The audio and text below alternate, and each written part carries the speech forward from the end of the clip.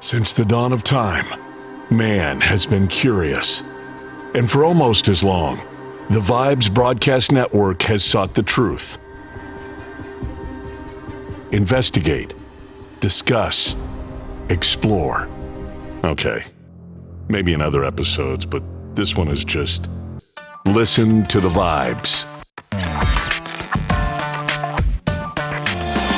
The views and opinions of our guests may not necessarily reflect those of the host or the Vibes Broadcast Network. Listener discretion is advised.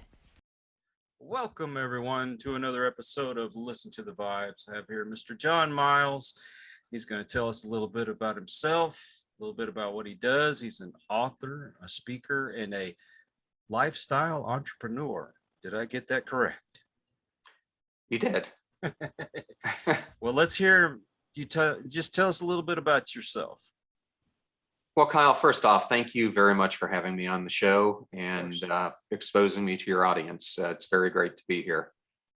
I guess a good starting point is I was born in Rochester, New York. My father was I guess they don't call it a former Marine, but he was a Marine.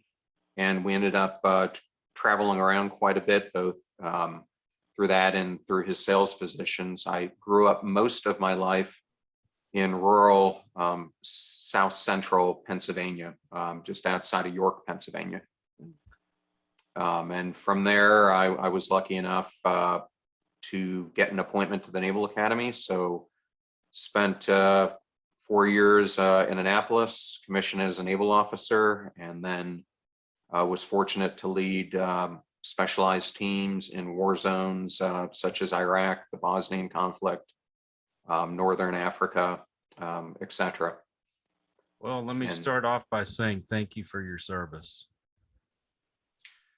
Well, thank you. I think it's especially important currently with some of the events that we've been seeing taking place with, Afghanistan, where I never served, but I feel horrible for the Afghani people and, for many of the service members who served over there, especially those who were injured or killed in action.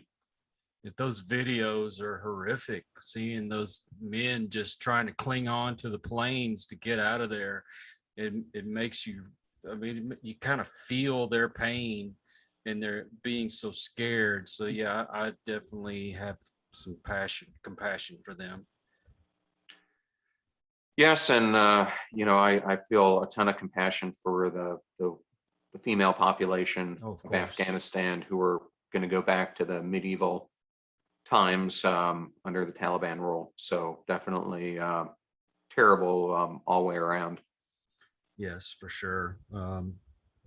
Well, we'll just have to pray for them and hope that maybe things somehow, some way get turned around and the Taliban is taken out of power, but doesn't look very good for those folks. No, not at all. But hopefully this new Taliban leader will come through saying that he's going to be more progressive and allow women to have a greater place in that society. But based on historical events, I think it's highly unlikely. But we can only hope and pray. Well, I hated we started off in kind of a somber moment, but let's get some positivity rolling here. Sure. Tell me a little bit about exactly what you do.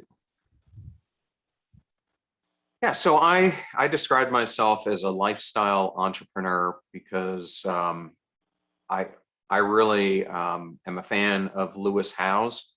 And I think what he's doing with School of Greatness and what I am trying to do with Passion Struck, although different, are similar in some ways. So have you ever had a dream that you really wanted to pursue or an idea, but you didn't take advantage of it or you didn't move it forward? For sure. My goal was that I was going to become a artist for Marvel Comics when I became an adult, and I just didn't pursue it.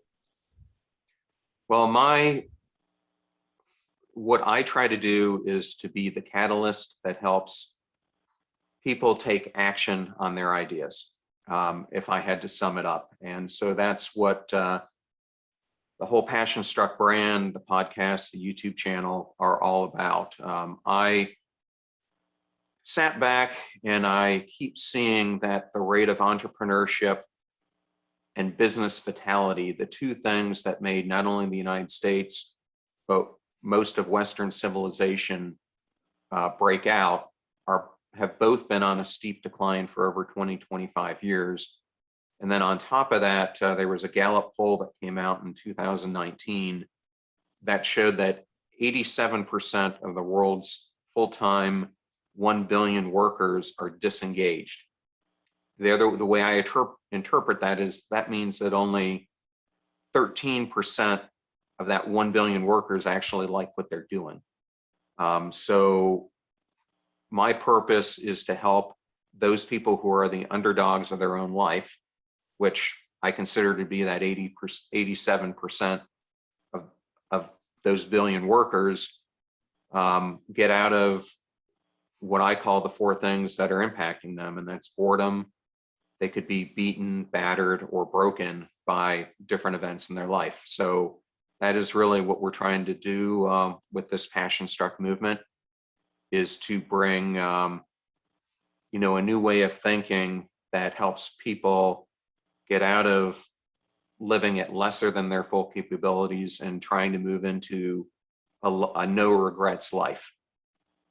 Well, the way I look at it is that our bodies and our minds are geared for comfort. We don't like any kind of discomfort whatsoever, or pain, that kind of thing. And so when we get a job and we get into that comfortable mode, well, especially for me, I always worried, how am I going to pay the bills? If I quit and tried something else, we're going to get behind. So I stuck it out. Even though I hated my job, I stuck it out, and then ended up 20 some odd years of my life was dedicated to doing that job, and didn't try to pursue the things that I really wanted to do. And until I actually became disabled and couldn't work, that's when I finally decided that I'm going to pursue something that I really enjoy doing, which is doing the podcast. So do you find that is kind of let's just say, is that most people feel that they don't want to get out of that comfort zone? Well, I think we are facing three global contagions right now. I call them the contagion of the human mind, human spirit, and human ego. So it's comfort, apathy, and showmanship that I think are to blame. And I think a big reason for it is that so many people today are living what I call a pinball life. And I use that pinball analogy because growing up, I was a huge fan of pinball. And anyone who plays the game knows that the makers of these games are brilliant, because they're trying to bring in all this noise and distraction to keep you from learning the patterns that you need to understand to how you win the game. And I think life is so much like that. And today we're so distracted by what we think is urgent instead of what we think is important. We're letting the game of pinball play us instead of us playing the game of life. And I think comfort has a lot to do with it, because most people do not want to put themselves purposely in a state of discomfort. I think we're becoming apathetic or indifferent to serving others, and too many people are serving themselves. And lastly, I think showmanship is growing and humility is on the decline. And from my years of working as a senior executive, I truly believe, being a humble leader is what separates some of the greatest leaders I've ever worked with from those who, are doing it more based on pride and what makes them look good, instead of being a servant leader and really working to make those who are underneath them better in what they're doing and in their own personal lives. Too many times I've worked with people that they get a position of power and they don't want to teach anybody below them because they're afraid that these people are going to end up taking their job. Now, my philosophy always was if I had somebody trained to do exactly what I did, if there was an opportunity for me to move up, then I could say, hey, I've got somebody that can slide right in and take over what I was doing. Does that seem to be another problem that you run across? Yeah, I mean, I'll give you a great example. I, a couple of years ago, applied for a senior executive role at Tech Data, and I met with their CIO, and it was obvious to me that he was struggling because he had 8 positions on his team open. So that's never a good sign. And given my background, I've been a Fortune 50 CIO, CISO, head of infrastructure. I've run app dev. So I've pretty much done every position that you can have. And so I kind of went in there with them and said, it's clear to me you need help. Because he asked me, what do you think you can do for me? And I said, well, put me in the position where you're hurting the most and I will make you successful. Well, what I heard back was he didn't want to move forward because he didn't think I had the confidence. Well, what it came down to is he was threatened because of my background and where I had been. And I think that's where so many leaders get it wrong, is they're so afraid to bring on someone who might be as strong as them, maybe even a better performer. And I think one of the things that brought me success in my career is I always went for the smartest person I could possibly find, because Lord knows I don't have the answer to everything. And if you get into too much groupthink, it's just going to cause you to have non-performance. So yes, I think people get threatened by bringing on someone who might be better than them, as opposed to realizing that by doing that, not only can it strengthen you, but it can take you to the next level and allow for you to bring that person up, mentor them, have them grow, learn from them, and then you yourself can grow on top of it. I hope you don't mind me getting just a little bit off a topic. The case of my boss, and I want to talk about somebody else who had a similar situation. I don't want to name them because I don't want them to get into trouble. My boss, he never could take the blame for anything that he did wrong. He always pushed it off on like me or the other foremans. He would get upset over some of the stupidest things. And then some of the things you think he'd get upset about, he wouldn't.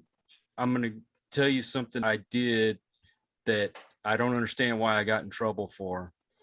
But there was a time when we had a bunch of water leaks going on because the summer was so dry. And we were working sometimes 16, 18 hours a day. I ended up taking a few people with me and got on a backhoe and started helping them. And we were working 7 days a week, all these hours. And finally, we got to the point where we got caught up with everything. And my guys did such a good job. I thought the least I could do would, I'd go get them some kolaches and donuts when we had our meeting that day, just to say, hey, thank you. This is the least I can do for you. And after the meeting, I got pulled into the office and I got chewed out for doing this. Now, mind you, this came out of my pocket. It wasn't the city's money, nothing like that. I just wanted to say thank you. And I got a lecture about how if I kept praising my guys, they were going to stop working for me. The next meeting, the boss came in and he brought kolaches and donuts.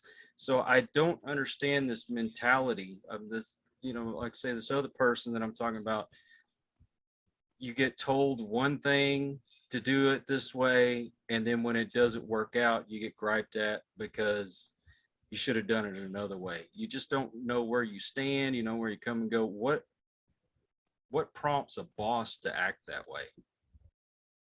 Well, to me, they lack self-confidence in their own capabilities, and they're operating from a point of ego instead of one of serving others.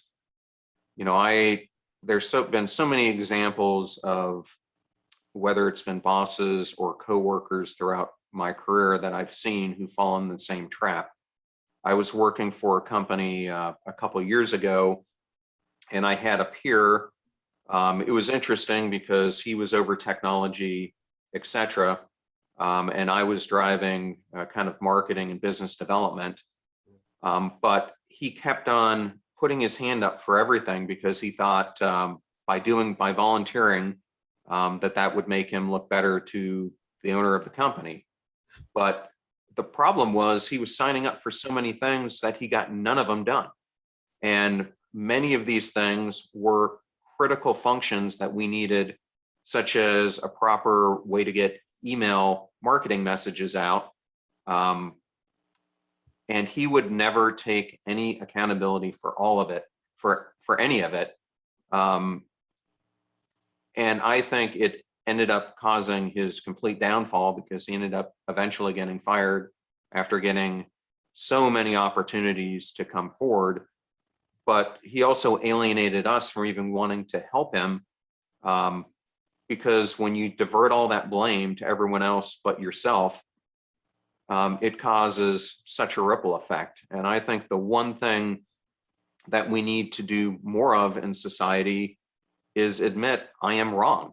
And I think that really is the difference often between a strong leader and a weak leader, a manager versus a leader, is having that fortitude that you will openly admit when you're wrong, when you haven't done something correct, and take personal responsibility for it. To me, that's what makes you a stronger leader.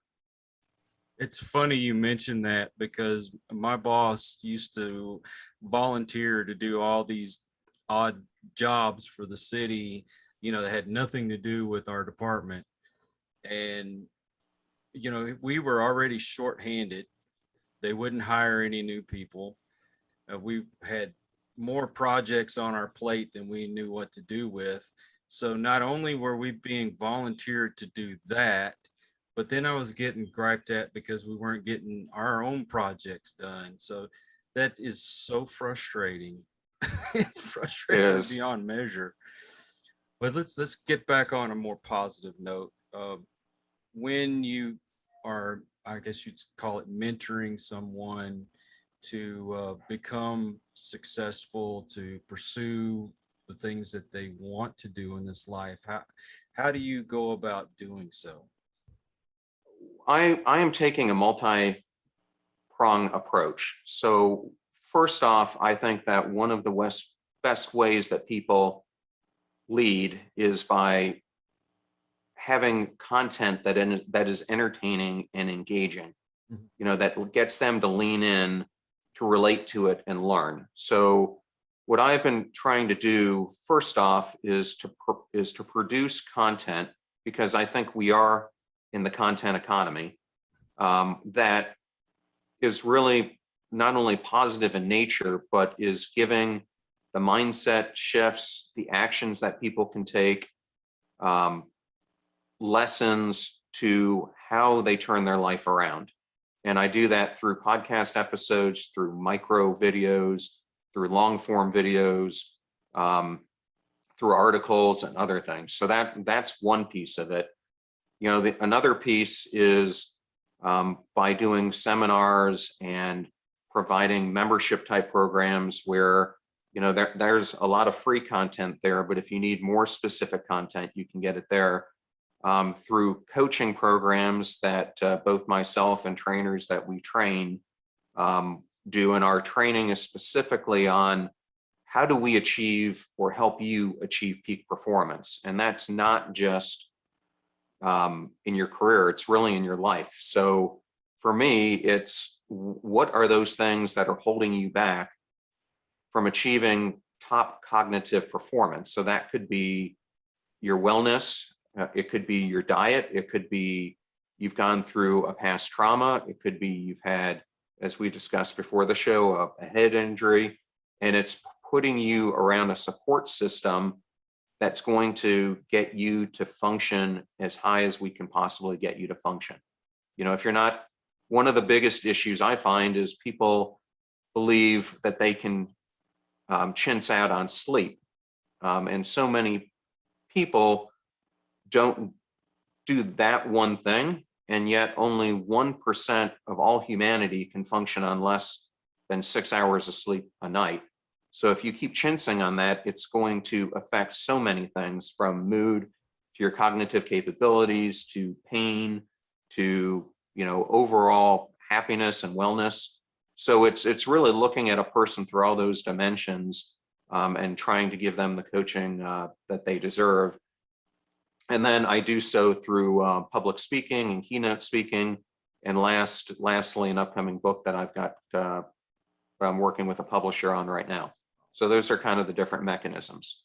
I am trying to, emulate the same things that I'm on camera talking about. So, and I think by doing that and trying to share these things, you're doing it in a more vulnerable way. So, I am not perfect in any way, shape, or form. And what I am trying to do is to go through authentically many of the mistakes that I've made, over my career, to help others not make the same mistakes. Because, I think for too many of us, we have things such as mental health that, especially for people our age, carried a huge stigma. And at least for me, both in the military and in the professional world, they were things that you really didn't want to bring to the surface. So, that's a clear thing where if you don't deal with it, it takes something that could be a minor issue, and over time it becomes a major issue. And so, teaching people to have the courage to come forward with it and either talk to a mental health person or even to family and friends about what you're going through, to me is a huge step at trying to get people to realize that, things like mental health happen to millions and millions of people. In fact, I think Prince Harry might have said it the best when he said, I came to the realization when he was coming up with his own mental health issues that he was becoming part of a mighty large group of people.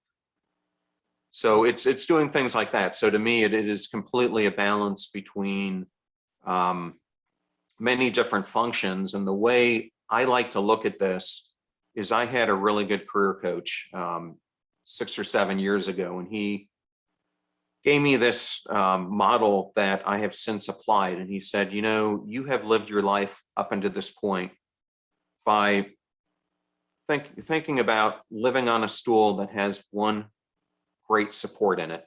And he goes, that support is great. But what happens, when that support breaks? He goes, you're going to topple over. And he said, think about your life as more as having a stool that has 4 legs on it. One of those being your career, one of those being wellness, one of those being, mental health, another one being, kind of serving others. And, if you fall down on any one of those, at least you'll have the ability to balance and get it back, but you could even have more than 4 legs, and so what I've tried to do is diversify myself into multiple different areas that I have passion in, even career-wise, instead of, just one. So how does someone break those bad habits and replace those with the good habits when it comes to bettering yourself for success? Well, I always believe that it all starts with examining your self-limiting beliefs. And I think that is something we all have been exposed to. It starts off with, who our parents are, the zip code that we were born into, because, no two people are going to have those same 2 things. And then it goes into, all the influences that have hit you over time. And there are so many people who are telling you why you can't in your life instead of why you can. And I think what ends up happening is we start listening to those little voices inside of our head. And I think one of the most important things that I did was I started to really look at, what were my core values? What were the values that I wanted to emulate in my life? And from there, I started focusing on values instead of focusing on beliefs. And for me, it helped me to open up my mind that I could change. And once you reach that point, it's actually making that choice that you're going to do something different. But this is where a lot of people fall on their face, is they might make that choice, but if you don't do that hard work, and if you don't take action every single day, I call it stepping into your sharp edges. So you've got to do something every day that takes you out of that comfort zone, that makes you face fear, obstacles, wherever it may be, because it's those micro steps and building upon them. I call it, basically action stacking. The more you take actions and start creating momentum, the more you're going to stack those actions on one another. And before long, you'll take yourself from where you are to drastically a different place. But it doesn't, it's not going to happen in an instant. Right. It happens by a clear progression of steps. I want to ask you something, and I hope it doesn't sound redundant. How do you help someone get the confidence in order to do these things? Because, like for me, growing up, I was told, I couldn't do certain things, and if I made a mistake, I was made to feel like an idiot. I just felt like I was not good enough to achieve any kind of greatness. On top of that, I mean, I was abused as a child. That also hurt my confidence as well. And I don't know, I just never felt like I could do these things. It took me almost 50 years to get to a point where I felt like I could. So how do you help someone get that confidence? I think different people have different starting points. I was very much raised in a family where I was kind of micromanaged by my parents, and not allowed to have the personal freedom and growth that others might have had. And so, for me, I've changed my complete parenting style to allow my kids to make mistakes, because I'd rather them make the mistakes now and learn important lessons than have it, linger for decades. So if you're in a position where it's taking you 40, 50 years to reach this point, to me, one of the first steps is you have to learn how to quiet your mind, because the biggest thing we don't do is allow ourselves to spend time with ourselves. And I know it sounds so simplistic, but so many people don't know how to do it. And so they constantly, instead of doing that, are watching TV, listening to the radio, doing something on social media, reading a book, rather than just learning how to spend time with themselves. And, my way of doing it is, I wouldn't like jump into trying to do it overnight. You start out by picking an activity where you can get inside your own mind. So for some, it could be journaling. For others, it could be going on a walk, but, not turning your headsets on, but just allowing yourself to think about being present in the moment, which can be as simple as hearing the birds and the environment around you, to allowing yourself to start thinking about what are those things that are going on in your head? What's causing you to have self-resentment, self-doubt, self-criticism? And I think coming out of that, one of the most important things that you have to do is be kind to yourself. It's interesting. I recently went to a semester-long course with Florida State, and we had something I'd never heard of, which was a kindness coach come and speak to us. And I was like, this is going to be the corniest thing ever. But she took us through a number of lessons, and it was amazing how probably 80% of the people in the room, myself included, the first lesson she taught us to do was, you're not going to be kind to others until you're going to be kind to yourself. And I think for so many, we look at the negative things about ourselves instead of the positive things. And so one of the most important things I think, and I would encourage your listeners to do, is to create something called a reverse bucket list. So we think in terms of a bucket list of these things that we want to pursue in life. What a reverse bucket list is go through and start writing down all the things that you've already accomplished in life. Where are the places you've been? What are the activities you've done? What are some of the feats that you have done? And by doing so, at least for me, I found that it gave me a lot of self-confidence in, my goodness, look at what I've accomplished. I've scuba dived, I've jumped out of planes, I've deployed with SEAL teams, I've done this and that. So, by doing that, I started to learn myself to have much more self-kindness and self-confidence, because it's like, look at what all I've accomplished. And I think for so many, we're so stuck in the present moment that we don't look at, all the accomplishments that have taken us to where we are today. But it starts with self-kindness. And by doing that, you start getting into, I call it moving up the different stages in your life, from a stage of ego to eventually, if you want to reach the highest stages, it's more about serving others and serving the planet and serving humanity. So it's a journey over time, but it's got to start with you loving yourself, caring for yourself, giving yourself time to, heal, and really understanding who you are, accepting it for better or for worse, and loving every aspect about it. To me, those are some of the things, I try to help people with.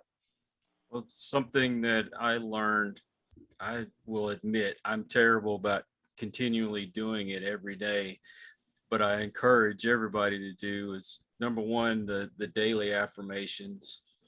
Number two, to make a vision board. Something you can look at and say, these are my goals, this is what I want to reach, whether it be a picture or just writing something down. And also to be thankful for everything that you already have. Because my saying is your gratitude changes your attitude. Serving others, every person that I know of that is successful has given something away to help others to achieve their goals. A buddy of mine he's an architect. He got on a website and he offered up his skills to help somebody make plans, and he didn't charge them anything. And they're like, why? I mean, this is incredible. Why would you not charge for this? And he says, I have my reasons. Turned around, he ended up getting a bigger contract and making a lot more money because of what he did. But that wasn't his ultimate goal. His ultimate goal was to help others. For me, it's the podcast, trying to give to people some kind of inspiration, because there's so much negativity in the world. Try to bring them some positivity, bring people on like yourself who might be able to motivate them to pursue those things. So do you have anything else to add to that? So I will give a great example. I have a friend here locally. His name is Thaddeus Bullard. If you have WWE fans, people might know him as Titus O'Neil is his name when he's in the wrestling ring. But I have seen Thaddeus and his influence grow so much over the past 5 years. It is unbelievable. He started the Bullard Family Foundation, and he is literally everywhere serving others. A couple weeks ago, he and his foundation gave out 30,000 backpacks for students in need who were going back to school. I saw this situation where a family had a dying son who was 17. He was dying of cancer. Horrible situation. Thaddeus finds out about it, comes in and basically gives the child, the adolescent, whatever wish he has, and then took care of the entire funeral, everything for the family because they didn't have a need, and then set up a memorial fund for the family and for the son. It's just things like that. And by him doing all these good works in the community, which, knowing him, he doesn't publicize, other people publicize what's going on. He just does it because it's the right thing to do. He has had so much more success in his life than he ever did before. And I think that is a great example. And it doesn't have to be a huge thing. It's pick something where you can give back to humanity and do it. A great example of this is, I'm lucky enough as being a disabled veteran that I get to do glass blowing, and we get to do it for free on Sunday mornings.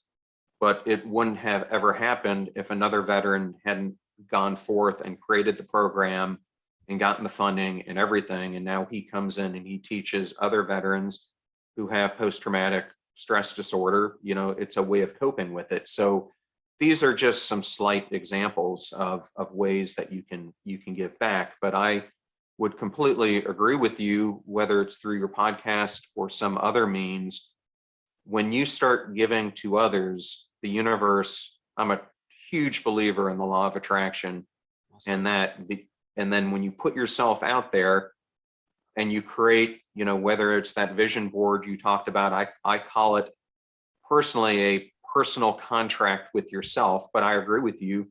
Put it somewhere that you can see it. I have all these cards, for me all over my desk. This one says, today I will learn and grow and be present in every moment, because, that's where it all starts, is being present.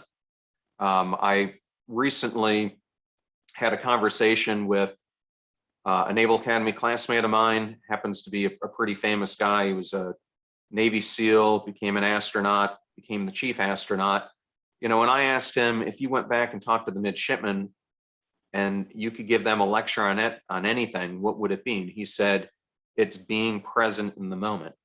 And what he means by that is, Kyle, right now, the most important thing I can be doing is being present in my moment with you and with your audience. That's not saying if a fire alarm went off in my house, that doesn't become, the most important thing. In his case, if NASA called him, that might become the most important thing. How many times do you walk into a restaurant today where you look around and 50 to 70% of the restaurant, instead of talking to the person in front of them, one or both of them is on their mobile device? And when I talk about this concept of apathy, we are becoming so indifferent to respecting others, to being there in the moment when it counts, to, so many things. And I think it's one of the most disrespectful things you can do to another person. I make it a point, when I go out on a date with my partner, that I am there fully with her, because to me, I think it is so disrespectful if you're sitting there, or if she was sitting there on the phone the whole time doing something else. It's, what's the point of even being there if you're not going to be spending the time? And to me, that's a big component of what it means to be in the moment. It means give 100% of yourself to the other person. And to me, that's another form of serving others, because you're not being selfish with your time, which we all know our time is the most valuable thing that we have. Yes, for sure. Well, I mean, and I've been guilty of it. I put so much into the podcast and trying to get it out to as many people as I can, that sometimes we'll be on the road. My wife is like, look at the scenery. It's so beautiful out. And here I am trying to work while we're driving along, because I can do so much on my phone, I will miss out on certain things. And I have gotten better, like when I'm spending time with my grandson, I'll put the phone down and I'll put my focus on him, because he's just learning how to talk, and I don't want to miss when he says those first words, like he said ball the other day, and we just we went ecstatic about it. Those little things, they mean a lot. We'll go out to the river, and you're surrounded by nature, the beautiful trees, the birds, everything. My mind will be worrying about things I should just put away for the moment. I've got to get better about that, but I know exactly what you mean, being in the moment. Absolutely. How many books have you written? This is actually my first book. Okay. I have been, I guess I realized that I had been a writer for much of my career, but I was doing writing in a different way. So I would do a ton of proposals for the companies I worked with, board documents, writing of patents and other things like that. And it wasn't until I took a job where I became the associate publisher for one of the segments we had, was a digital publication, that I really realized I had a passion for creative writing. And so I went from not only being associate publisher, but I served as editor-in-chief for a while. And so during that time, I probably wrote 150 articles, but also edited thousands of others. And so over the past 5-6 years, I've probably written 500 or 600 articles. And for me, I just realized I really enjoyed it. And so during COVID, when we were stuck, I spent about 4.5 months and wrote about 60,000 words. That kind of formed the foundation for this entire brand, Passion Struck. So for those who might be authors out there, they, like me, probably realize it gets difficult then to understand what publishing option do you want, because there's kind of 3 different options. Is this something you want me to talk about, or? Oh, sure. Go for it. Yeah. I mean, the 3 options you have is you can go to a traditional publisher, someone like Penguin or Schuster or Macmillan, but you can go to a hybrid, which a hybrid is a publisher is publishing your book and just distributing it, but the author is paying them money to do some of those services. And then there's the 3rd route, which is the complete self-publishing route. So, I guess in my nativity, I thought, I would come out, publisher would love this book. And so I started to shop it to some of these big wigs and literary agents. And they were like, your book is great. And if only you were Elon Musk, we would publish you tomorrow. But unfortunately, you're not. And some of the things I learned when I was going through this were pretty eye-opening. I always thought that when you went to a publisher, they're going to do all this work for the author to market the book, etc. And it's just not the case. I would say 85 to 90% of all the book promotions you're going to do, whether it's self-publishing or through a traditional publisher, you have to do on your own as an author. Oh, wow. Another big thing that I thought would happen would be that when you go through these traditional publishers, that these best-selling authors were selling like millions of books. And what I learned is that a publisher, even someone like Penguin, is just hoping that the book performs well enough that they're selling 10,000 copies. And so it put it completely in different perspective for me. But if someone's out there, the basic message that I kept getting was, you've got a great brand, but you're not, General McChrystal, General Petraeus, you're not Michael Dell, you're not, this or that, you're not, former President Trump and writing, your novel, Right. So I found it, unless you're extremely connected or have a platform that they want to pick you up in, it's very hard to get picked up by the traditional publishers. So, but it took me a while to learn that lesson. The other thing I really wanted to do was when I talked to one of the agents, they told me, a great thing that I should do is to test the content of the book in public speaking. Well, unfortunately, when you have COVID, there's not a lot of keynote speaking you're going to do. So, part of what I've been doing with my podcast is I do an interview like you do on Tuesdays, and then I do a solo episode on Friday. And so I've tested out a lot of the concepts in the book, which has made the book better because some honestly work and some don't. So it's been a good way to experiment. So, I kind of wish the book would be out already, but I think it's going to be a better product because I've waited and, taken in the input and made alterations to it to make it a better book. So. Yeah, I know what you mean when it comes to people that have name recognition. It's nice to have somebody like an Elon Musk or a Donald Trump or somebody come on my show, but unfortunately that's probably not going to happen. But irregardless, I meet so many interesting people like yourself, and people that have a great story to tell.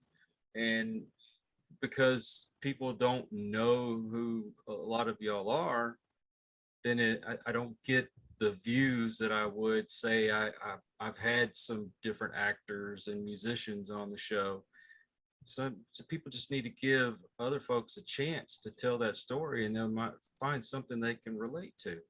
So, the only difference that I have found between any of them and, let's say, someone who is still trying to figure out how do they find themselves is they took those 3 steps we talked about earlier. They made a choice that they were going to solve an issue that they're seeing, whether that be, solving a business problem, solving a humanitarian problem, solving a medical problem, solving an issue that a sports team needed to have in the case of an athlete, where they poured themselves heart and soul into it. And for me, that is what it really means to be passion struck. It is, you are so, enamored by whatever it is that you're willing to pursue it to the ends of the earth, saying I can to those opportunities that happen around it and being persistent in going after it. Because, even if you look at Elon Musk, he was at the point where he's got all this money, but he was down to like $15 or $20 million, and he had a choice to make.